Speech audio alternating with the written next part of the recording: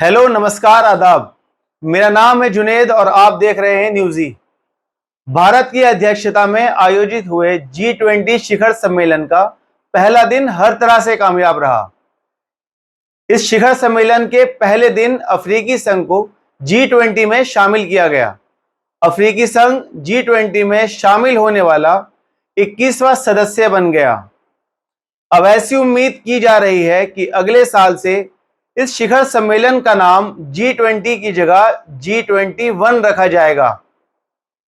दूसरे अहम मामलों में इस शिखर सम्मेलन में इकोनॉमिक कॉरिडोर, रेल और शिपिंग कनेक्टिविटी नेटवर्क और ग्लोबल बायोफ्यूल अलायंस पर एक राय बनाने में भारत को बड़ी कामयाबी मिली। प्रगति मैदान में स्थित भारत मंडपम में G20 शिखर सम्मेलन का आयोजन किया गया है। इस दौरान भारतीय प्रधानमंत्री नरेंद्र मोदी ने G20 देशों के नेताओं का स्वागत किया।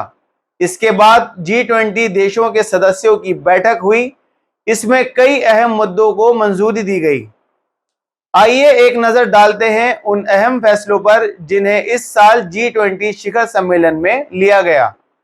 सबसे पहला फैसला जो दुनिया के सामने G20 शिखर सम्मेलन के दौरान आया वो यह था कि अब से G20 में अफ्रीकी संघ को स्थायी सदस्य के रूप में शामिल कर लिया गया। इसका ऐलान श्री नरेंद्र मोदी ने G20 शिखर सम्मेलन के पहले दिन ही कर दिया। यहां ध्यान देने वाली बात यह है कि अफ्रीकी संघ में 55 देश शामिल हैं।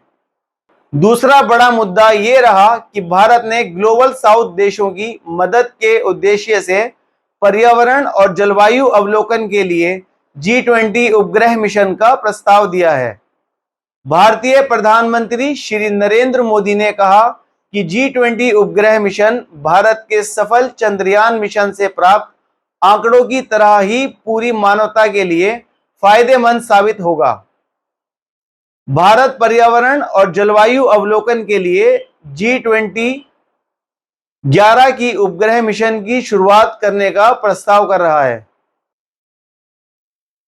भारत पर्यावरण और जलवायु अवलोकन के लिए G20 उपग्रह मिशन की शुरुआत करने का प्रस्ताव कर रहा है।